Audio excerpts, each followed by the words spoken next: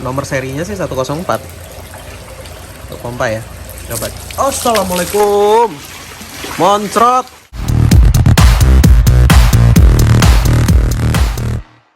Aku punya lahan cuma 1 meter nih kak. Kira-kira bisa untuk budidaya lobster berapa ekor ya? Ayo kita jawab.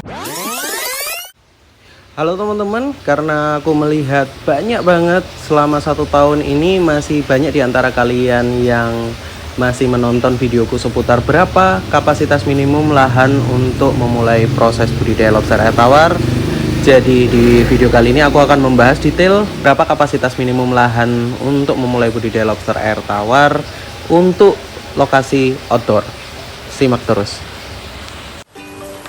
Halo teman-teman, jadi membahas soal kapasitas lahan yang dibutuhkan untuk memulai budidaya lobster air tawar itu sebenarnya beragam ya teman-teman ya.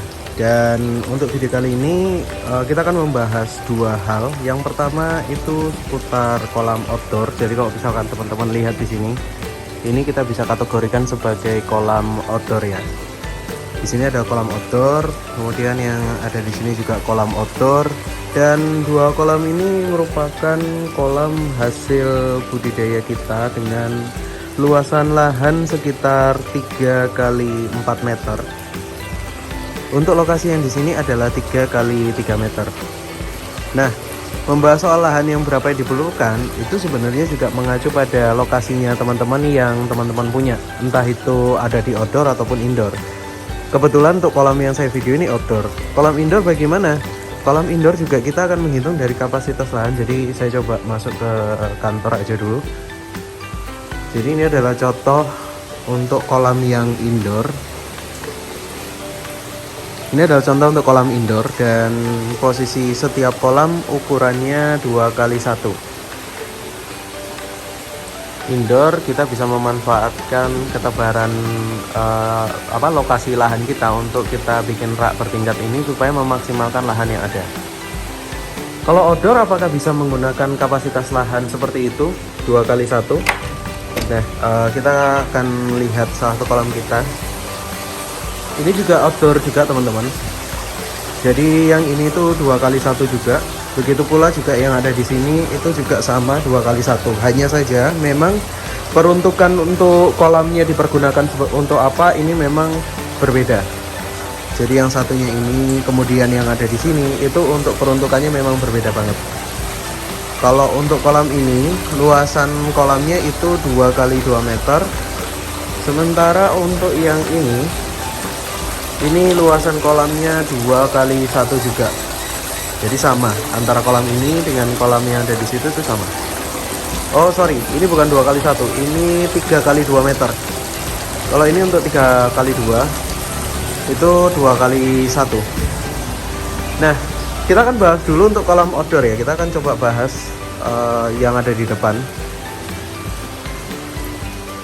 Mengingat beberapa tahun, selama 1 tahun aku menjalankan YouTube ya, konten yang membahas seputar area atau lokasi lahan itu masih 10 besar konten yang paling ditonton, yang paling banyak ditonton oleh teman-teman yang sudah subscribe ataupun yang belum subscribe yang menonton YouTubeku yang video yang aku buat.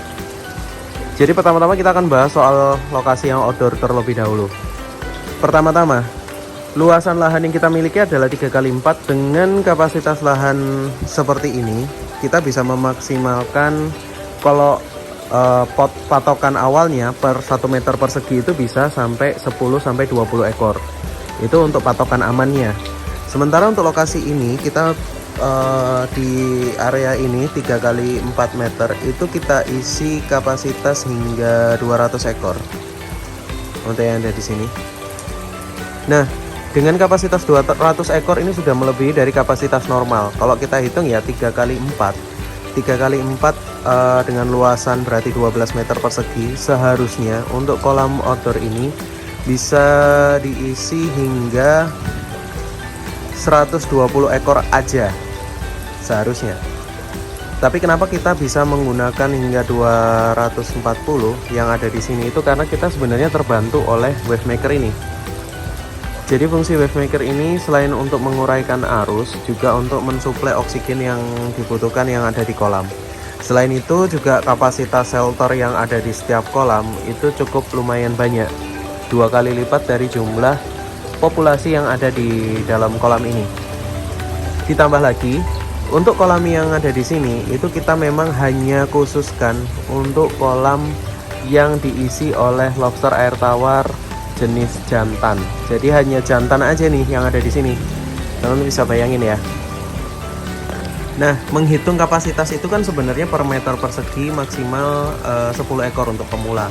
Kalian bisa upgrade nanti hingga 20 ekor, 25 ekor per 20 sampai 25 ekor per meter persegi ketika teman-teman memang sudah memahami bagaimana menghandle kolamnya.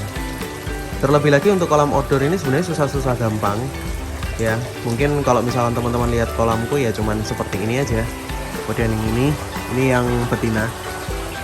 Kita hanya memanfaatkan seperti ini untuk penghadang panasnya ya. Ini apa ya nih ya? Ini asbes kayaknya. Asbes tapi dari plastik teman-teman. Dengan ketinggian antara tinggi atap hingga ke kolam itu 1,6 meter. Jadi ketinggiannya ini pas 1,6 meter. Jadi sinar matahari itu masih bisa masuk ke dalam dasar kolam dan bisa membantu mengurai amonia yang mungkin terlarut di dalam kolam. Jadi patokannya sebenarnya untuk menghitung populasi ketika teman-teman menggunakan tebar padat ataupun kepadatan yang normal, teman-teman harus menjaga soal ketinggian atap yang teman-teman pakai nantinya. Selain teman-teman bisa pakai atap seperti ini, kalau ini yang ada tulisannya orchid ini sebenarnya cuman terpal kita lebarin aja sih teman-teman. Ini kalau untuk yang ini nggak ada fungsinya ini jangan hiraukan. Ini cuman kita lebarin aja terpalnya, mau kita pakai, jadi kita jemur dulu. Jadi seperti itu. Kalau kenapa yang di sini berbeda banget? Nah, untuk ini kita menggunakan paranet. Karena sebenarnya ini nggak terlalu terkena sinar matahari ya, jadi masih terhadang atap rumah dan masih ada pohonnya juga. Ketika sinar matahari melintasi ini dan sebelahnya itu kan kalau misalkan teman-teman ada bangunan juga, itu nggak sepanas seperti lokasi yang ada di sini. Jadi kita butuh paranet aja. Paranet aja sebenarnya udah cukup. Nah, ketebalan paranetnya berapa yang kita pakai? Itu kita pakai sekitar 80%. 80 atau 75 ya, aku lupa. Tapi ketebalan yang kita gunakan seperti itu. Dan kita nggak double-double ya, kita hanya satu aja. Jadi kalau misalkan teman-teman lihat, untuk yang di sini memang kita pisah nih betinanya. Padet ya.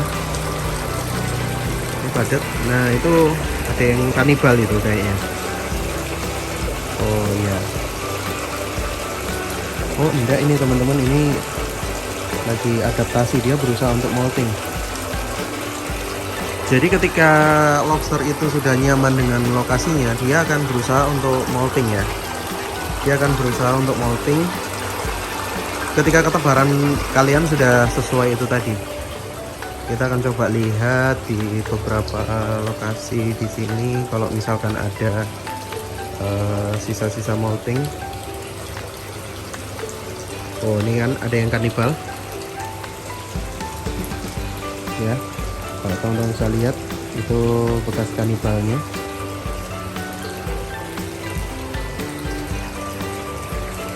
Oke, kita tidak menemukan sisa molting ya, yang ada di sini ya, sisa-sisa kulit molting kita belum menemukan. Nah, untuk kolam outdoor kita bisa hingga seperti ini, jadi bisa sampai 2 kali lipat, itu lebih aman. Enak banget sih sebenarnya kalau untuk kolam outdoor, untuk pembesaran pun juga akan lebih enak. Ketika teman-teman memisahkan antara jantan dan betina, untuk resiko kanibalannya sedikit. Jadi per hari ini hanya nemuin 2, 1 ini yang ada di sini, 1 ini kanibal, kemudian 2 yang tadi ada di sini ya kalau nggak salah. Nah, ini kita baru nemukan 2 setelah berjalan 1 minggu. Nah, coba kita amati juga untuk kanibal, proses kanibal yang terjadi. Itu kenapa kok nggak diambil mas lobsternya kalau yang sudah di kanibal? Kalau bisa jangan, karena proses kanibal ini biarkan aja dia melakukan kanibal itu sampai puas, sampai nanti seperti yang ada di sana tadi yang ditinggalin itu baru kita ambil. Kalau seperti ini kita biarin dulu. Nah, karena di sini dia menunjukkan teritorinya dia yang ada di situ kepada seluruh kawanan yang ada di sekitarnya. Jadi kepada seluruh yang ada di sini. Ya, ini dia nunjukin ini teritori saya, jadi tolong jangan diambil. Jadi buktinya adalah di sini nggak ada hewan lainnya lagi, hanya dia seorang.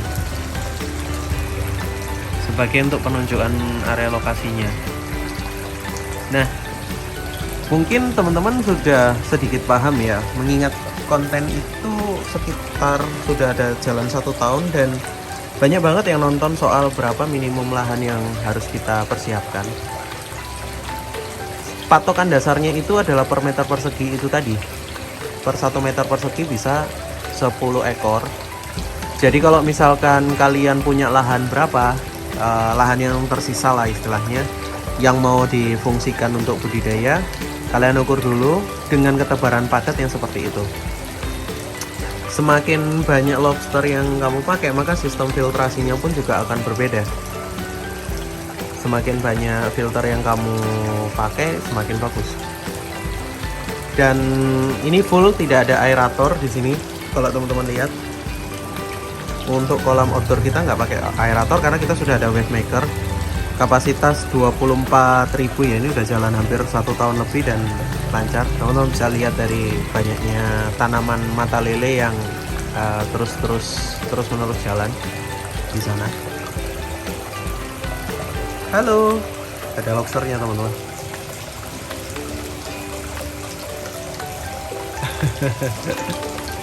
Jadi untuk kapasitas seperti itu. Aku saranin untuk teman-teman yang belum bisa bermain air atau istilahnya menjaga stabilitas air, jangan mengikuti standar yang aku buat, karena standar yang aku pakai dan aku terapin di sini itu untuk kapasitas tebar padat aja. Jadi seharusnya ya kalau misalkan seperti ini 4x3 itu maksimal kalian masukkan sekitar 120 ekor aja. Tapi kenapa kok saya bisa masukkan hingga 250? Karena memang ada beberapa hal yang aku persiapkan seperti shelter, jumlah shelter yang jumlahnya itu 2 kali lipat dari total populasi yang ada. Ditambah lagi dengan filter yang kita persiapkan, ada 2 ember ukuran berapa ini? Ukuran 35 ini ya, 35 liter. Pompa yang kita pakai itu pompa berkekuatan, nomor serinya sih 104 untuk pompa ya. Coba. Assalamualaikum. Moncrot. Bentar. Aku cabut dulu. Anjir, sendirian juga. Bentar.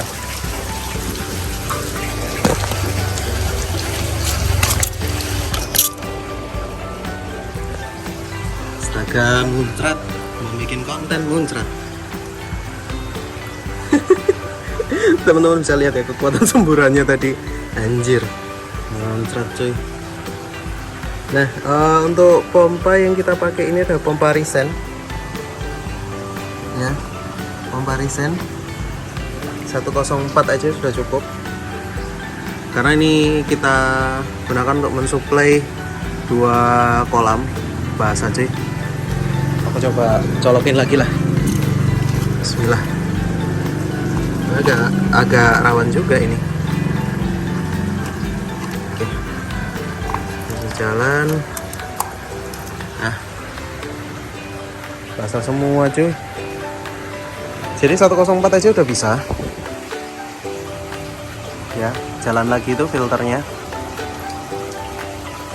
Filternya jalan lagi, celana basah semua. Ini untuk kolam yang outdoor ya.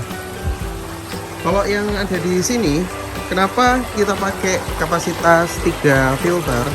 Karena posisi kolam yang ini, selain kita masukkan betina, kalau untuk betina yang masuk itu sekitar 300 ekor. kapasitasnya lebih kecil, padahal ini 3x3. Tapi kita masukkan juga jantan itu 10 ekor supaya dia fokus kawinnya itu lebih banyak dan lebih cepat. Kayak kontenku beberapa minggu terakhir yang teman-teman lihat di YouTube, itu bahkan 1 bulan bisa menghasilkan 31 ekor bertelur. Pompa yang kita pakai itu bukan 104 lagi, tapi 105. Nah, karena dipakai segitu banyaknya, kita gunakan kita gunakan filternya itu kita pakai 3. Dan kalau nggak salah ini kita juga masih pakai wave maker juga ya, untuk menjaga arus. Ya, kita pakai wave maker juga. Jadi suplai oksigennya tetap terjaga di lokasi yang ada di sini.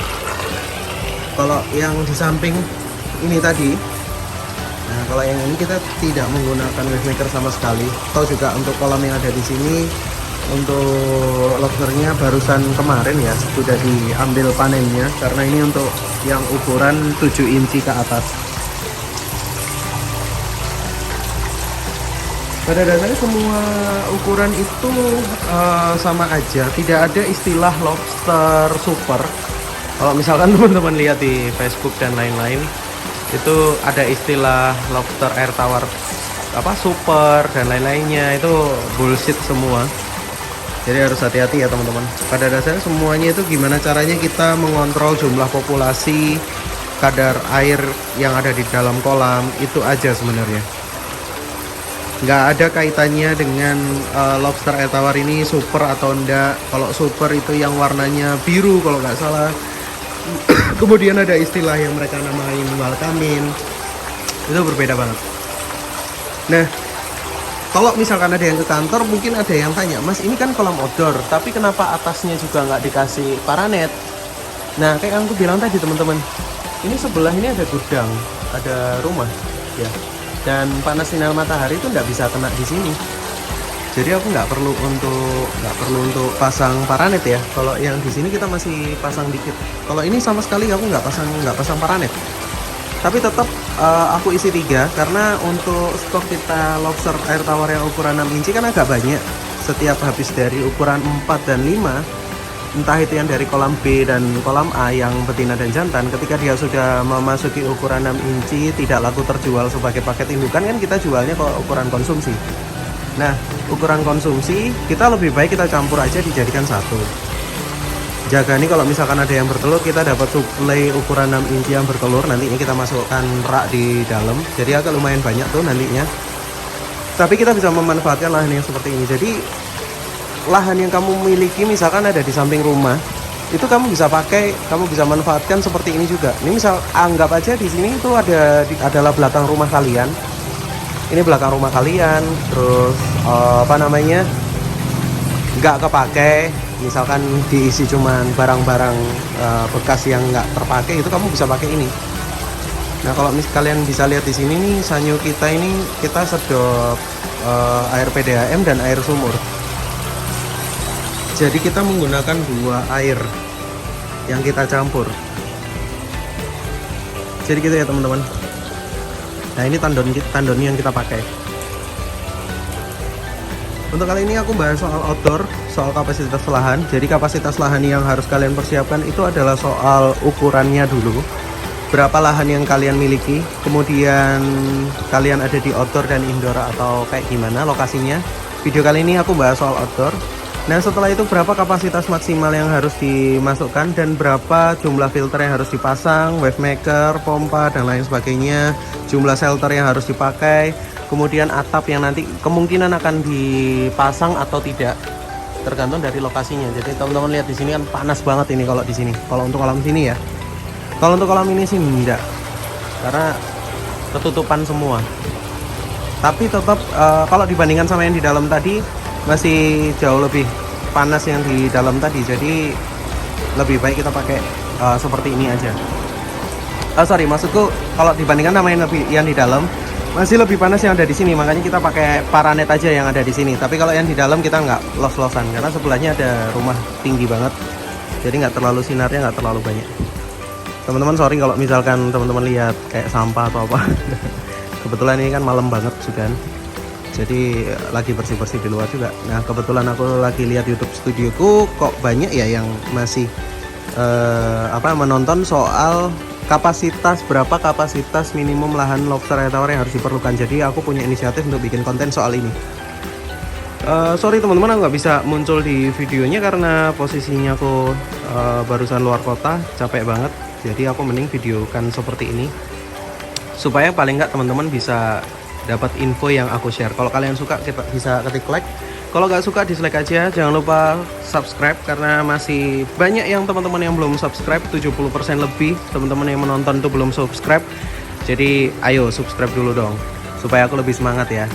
Minimal ya kalau bisa sampai akhir bulan ini sekitar 60% aja yang belum subscribe gitu. Aku mencari teman-teman 10% yang mau subscribe.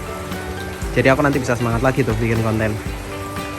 Thank you semua and see you next time. Oh ya jangan lupa kalau misalkan kamu mau tanya apapun seputar budidaya lobster tawar, kamu bisa tulis di kolom komentar. Oke teman-teman, thank you semua. See you next time. Bye.